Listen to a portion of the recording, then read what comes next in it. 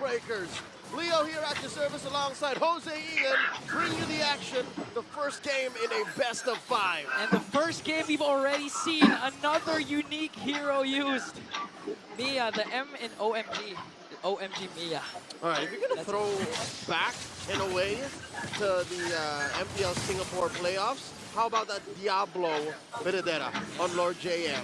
Let's see, they're so aggressive. Look at how far in they are into Omega's jungle. They can afford to do that. Again, the presence of Perks having a Matilda that's really aggressive, but look at this. All for the orange button going in. MP the King is quite low here, dangerously low as Andoryu gets the first blood, plus another pickoff onto Perks and Ryota.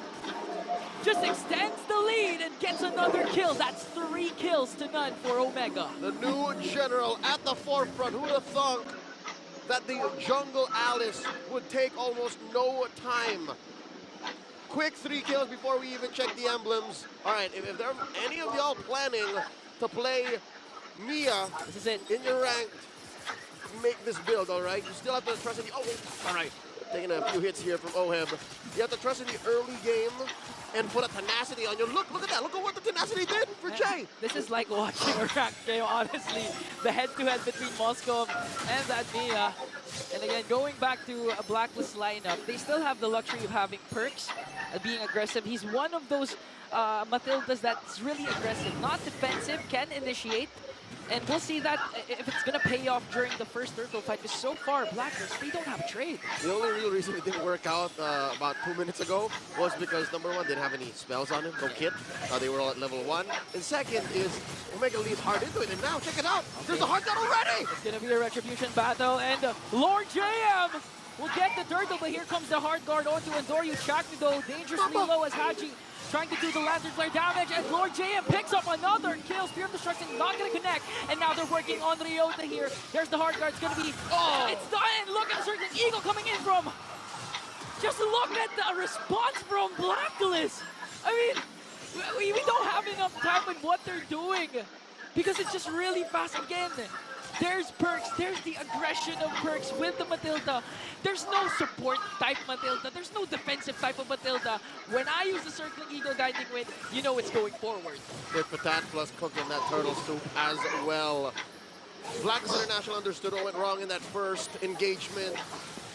Omega leaned into their zone. Now Blacklist asserting their dominance, crossing the river once again, like that first minute fight didn't happen. Here we go, one more time. Spear of Alpha, but there comes the AOG, gonna connect on 2-4. But is it gonna be enough though? Because Andoryu will fall down. Now Chakni wanting to answer right back, but again, the disengage and discipline of the agent. Oh no, Big J proves to be worth it. Big J though, in the picture. Here comes the stun coming in from the Mia. But they're gonna be able to escape though again with the help of the Matilda Perks. No agent will suffer a consequence. Blacklist International's team fighting is just all the more exemplified by the mobility given by Perks' Matilda. And Lord Game already rotates much faster than Ryota, right? The Benedetta on the other. Look at how fast he's clearing ways. He doesn't care. He'll throw out the Electro final blow, and Ryota has to punish. Yeah, Ryota has to really step up his game again. We haven't been seeing a lot of Benedetta, so it's gonna get a little, it's gonna have some little time to get used to going up against a Benedetta again. And in the hands of Lord JM, this time I like it because you're not actually relying on setups for Lord JM. Just damage, just really disrupting Omega. That's what you're expecting from Lord JM. You're drawing a straight line through inevitable zones, all right? Yeah. Whether it be a Hearth Guard with a on a string line or an AOG. Hold up, here we go, final slash! A good catch, plus the AOG combination. Here comes the sustain from Omega with a hard guard as they bring down MP, the King of Fight for the Turtle. Here comes Circling Eagle coming in from Perks, has to escape. Lord James though gonna get stunned by Ryota, ganged up by 4 members, Electo final blow, but is he gonna be able to escape because Puppet on the String is there from Ukir. He will, but Omega will get the Turtle and don't get ganked up. The trade for Blacklist is Big J. Chaknu wanting to answer right back. Will the taunt connect? It won't though. And here comes Haji with the Lantern Flare once again. Another catch coming in from Ryota, but Haji uses the flicker. No agent will suffer the consequence once again, but Omega got the turtle and Blacklist got Big J. So far, it's difficult for Omega to convert into more on the map given how agile Blacklist is all across. Team fights, crossing rivers, crossing lanes. Look! It's as if Lord JM did just get away from certain death. He's back in the lane. Mobility at its finest again. This is why even Omi loves this Benedetta in his RG games. Very self-sufficient. As Ryota tries to work on and connects onto the final slash. Andorio is in the picture again, and this time Ryota says, that's too much, Lord JM. Slow down as he brings him down.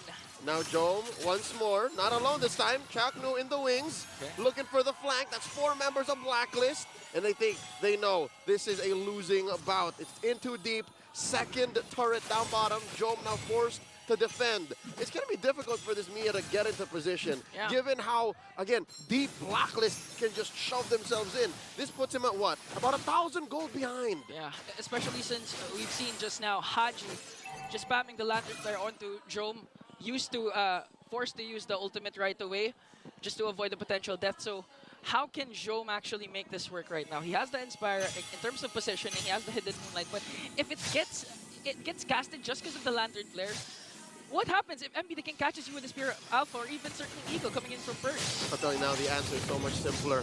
You just hide. Oh, final slash by Ryota! Final slash served up to the AOG to bring down the KDA machine. But here comes the counterattack for Lord JM just to make sure Omega doesn't go for the push. And again, Ryota and Chaknu combination. Ryota Army plus Chak Mamba. Wow. He prefers Atoy Army. But Atoy Army. back to the question. Sorry. Jome would just have to hunker down. See, look, 5 minutes in, 6 minutes in, what? Final turtle about to go. He just decides, I'm going to stay to my lane. I'm going to farm up. Fellas, you go ahead, fight, because I'm just going to farm. Now another death in mid. Oh, Ukir. See, so Off-cam kill. This is the plan, because at least against the Moscow, he can go. Now Chaknu's in trouble. Okay, there's no AOG, so Chaknu has to out-sustain this, but the lantern flare coming in from the KDA machine just too much. Here comes the Spirit of Alpha coming in from MP the King as they bring down Endoryu once again, plus Ryota. And we talked about this. The agents are claiming that they are the new Lasson this season. And so far, they're making it work. It's so scrappy and very much the smart Omegas. At that point, you just have to let go of your Infinix GT20 Pro. Just wait for the death timer because that was 2 ultimates casted onto Amiya. Jome goes down. 2-1. Smart Omega. About mid-game, they understood that maybe we can fight this. Maybe we can force out certain fights that we can win. But Blacklist's draft is just so much better, even in the paint. Look at this Lord JM. The tanky Benedetta gets away. It looks like a Lancelot, honestly, at this point. A tank-a-lot. A tank. It's so difficult to fight against Blacklist when they're in control like this. Ryota looking for a dream. Flicker plus the final slash combination, and Perks gets the Lord. And they want to go for more kills as MP the King's front line goes after Joe. They're going to bring it down Andoryu. Ryota, Jome is next. A double kill for MP the King, and Perks picks up a kill as well. Only the living legend Chaknu is left to defend for the barangay. Is this enough though? AOG just to delay the minions, but MP the King catches him with the Spear of Alpha. Oh, no! A mega kill for the Filipino sniper. And just like that, Blacklist is back on top. The agents draw first blood. It's a long haul, not a sprint. But a 1-0 start definitely helped with the rough season they've had. Amazing work. That definitely shocked the barangay in a submission. Shocked the barangay, shocked a lot, shocked the doubters. But for sure, these players aren't shocked with their performance because they believe that they can take down anyone that stands in their way. There's a lot of decisions that Smart Omega could have made better, but maybe made that game last a little longer, but I'm pretty sure our analysts will dive deep into that. Let's go over to the Infinix game from Bayan. Well, if you ever wanted evidence or what playoffs mode looks like, well, that is what we call playoffs mode. Blacklist International right out of the gate, despite